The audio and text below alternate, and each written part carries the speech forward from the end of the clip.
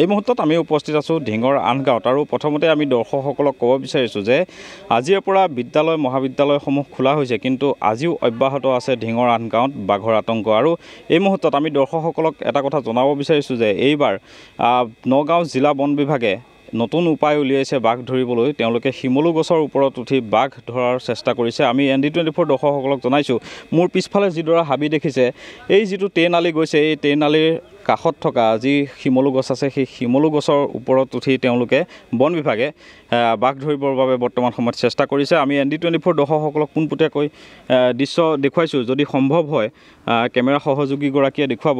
যিসমূহ শিমলু গছ আপোনালোকে দেখিছে কেমেৰাৰ সন্মুখত দেখা পাইছে, এই শিমলু গছৰ ওপৰতে বৰ্তমান সময়ত বন বিভাগৰ এটা দল তেওঁলোকে শিমলু গছৰ ওপৰত উঠিছে আৰু সেই শিমলু গছৰ ওপৰৰ পৰা যিটো বাঘ, প্ৰকাণ্ড ঢেকীয়াপতীয়া বাঘ, সেই বাঘটো তেওঁলোকে ট্ৰেংকুলাইজ কৰিবৰ বাবে চেষ্টা কৰিছে। আমি এই মুহূৰ্তত পুনৰ দৰ্শকসকলক জনাব বিচাৰিছোঁ যে সুন্দৰবনৰ পৰা অত্যাধুনিক কৌশল অৱলম্বন কৰি বন বিভাগৰ এটা দল আহিছিলে। অসম ৰাজ্যিক চিৰিয়াখানাৰ পৰা আহিছিলে বন বিভাগৰ দল, কাজিৰঙাৰ পৰা আহিছিলে, ওৰাঙৰ পৰা আহিছিলে, কিন্তু সকলো বিফল হ'ল। আৰু বৰ্তমান সময়ত নগাঁও জিলা বন বিভাগে বৰ্তমান সময়ত যি কাৰ্যব্যৱস্থা গ্ৰহণ কৰিছে সেয়া কিন্তু এক প্ৰকাৰ হাস্যকৰ বুলি ক'ব লাগিব। কিন্তু তেওঁলোকে কিমান দূৰ সফল হয় সেয়া আমি নাজানো, কিন্তু ৰাইজে বিচাৰিছে যিটো বাঘে আতংক সৃষ্টি কৰিছে সেই বাঘটো বন বিভাগে ইয়াৰ পৰা লৈ যোৱাৰ ব্যৱস্থা কৰিব লাগে। কিন্তু বাৰে প্ৰতি যে বন বিভাগ বিফল হোৱা পৰিলক্ষিত হৈছে। আজি 29টা দিনত ভৰি দিলে, কিন্তু আজিলৈকে বন বিভাগে যি ব্যৱস্থাই গ্ৰহণ কৰিছে সেয়া যে বিফল হোৱা পৰিলক্ষিত হৈছে। আমি এই মুহূৰ্তত সঁচাকৈ এটা কথা জনাব বিচাৰিছোঁ যে আজিৰে পৰা যিহেতু বিদ্যালয় মহাবিদ্যালয়সমূহ খোলা হৈছে, যি বাঘৰ আতংক যিহেতু অব্যাহত আছে। দাদা, মই আপোনাৰ ওচৰলৈ আহিছোঁ, কি ক'ব এই যিটো বাঘৰ আতংক বৰ্তমান সময়ত শিমলু গছৰ ওপৰত বন বিভাগৰ বিষয়া কৰ্মচাৰীসকল উঠি বাঘ ধৰিবৰ কাৰণে চেষ্টা কৰিছে, কিমান দূৰ সফল হ'ব বুলি ভাবে? এইটো সফলতা কোনো দেখাই নাই, একো সফলতাই দেখা নাই।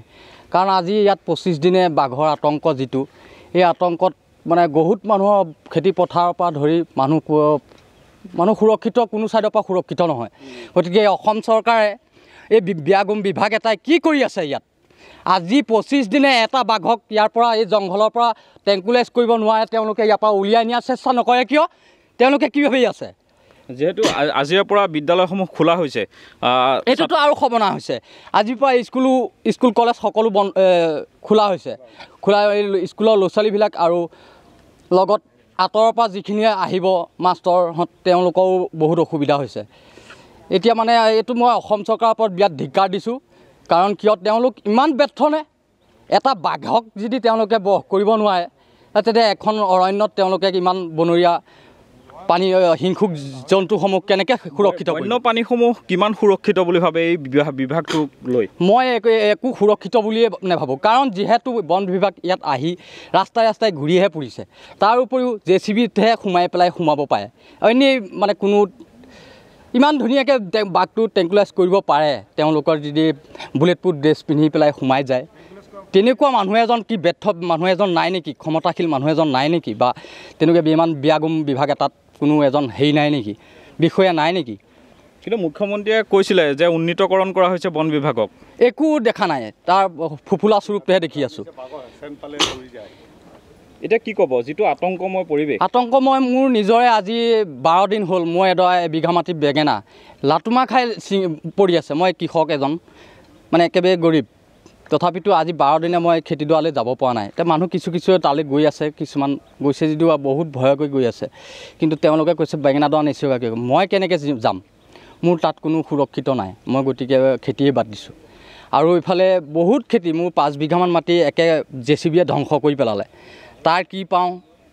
এইটোতো চৰকাৰে কি কৰিব? লাষ্টত বাঘটো ইয়াৰ পৰা ওলাই যাব বা নিজে গ'লে যোৱা, এইটো ওলাই নিয়া মই সম্ভৱ দেখাই নাই, অকণো দেখা নাই।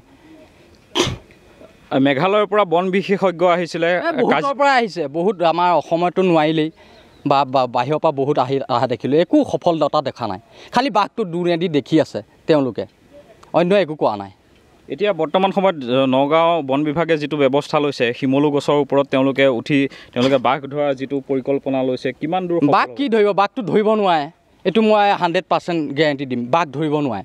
বাঘক ট্ৰেংকুলাইজ কৰিব পাৰিব, কিন্তু ট্ৰেংকুলাইজ কৰিবলৈও আজি 25 দিনেনো তেওঁলোকৰ বিভাগত এটা মানুহ হোৱা নাইনে ইমান ব্যাগুম বিভাগ আৰু কিমান আজিকালি বৈজ্ঞানিক পদ্ধতি কিমান হেৰি ওলাইছে অত্যাধুনিক বস্তু ওলাইছে তেওঁলোকে এই ব্যৱস্থাবিলাক কিয় লোৱা নাই এই চৰকাৰৰ ওপৰতহে মই এইটো হাইচমেণ্ট দিছোঁ সঁচাকৈ ক্ষোভিত হৈ পৰিছে ৰাইজ কাৰণ চাওক যে বিগত ইমানটা দিন আৰু এই দিনসমূহত কিন্তু ব্যাগুম বন বিভাগৰ বন বিশেষজ্ঞৰ দল উপস্থিত হৈছে ৰাজ্যৰ বিভিন্ন স্থানৰ পৰা বন বিশেষজ্ঞৰ দল আহিছে তাৰ পিছতো কিন্তু এই যিটো বাঘটো ট্ৰেংকুলাইজ কৰিব পৰা নাই পিঞ্জৰাবদ্ধ কৰিব পৰা নাই অতিকৈ হাস্যকৰ বিষয় যে এতিয়া বন বিভাগে যিটো কাৰ্যব্যৱস্থা গ্ৰহণ কৰিছে শিমলু গছৰ ওপৰত উঠি বাঘটো ট্ৰেংকুলাইজ কৰিব কিমান দূৰ সফলতা অৰ্জন কৰে সেয়া আমি ক'ব নোৱাৰোঁ কিন্তু এই যিটো কাৰ্যব্যৱস্থা গ্ৰহণ কৰিছে সঁচাকৈ হাস্যকৰ আখ্যা দিছে ইয়াৰ স্থানীয় ৰাইজে আৰু অতিকৈ ডাঙৰ কথা যে এই যিটো অঞ্চল কৃষিপ্ৰধান অঞ্চলটোৰ যিসকল কৃষক আছে তেওঁলোকৰ বৰ্তমান সময়ত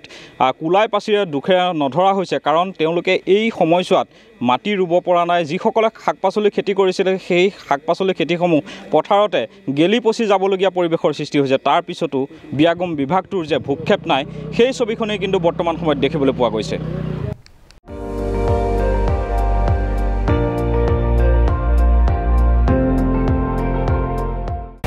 আপুনি চাই আছে ND24 সৰ্বশ্ৰেষ্ঠ নহয় সৰ্বোত্তমৰ দৌৰ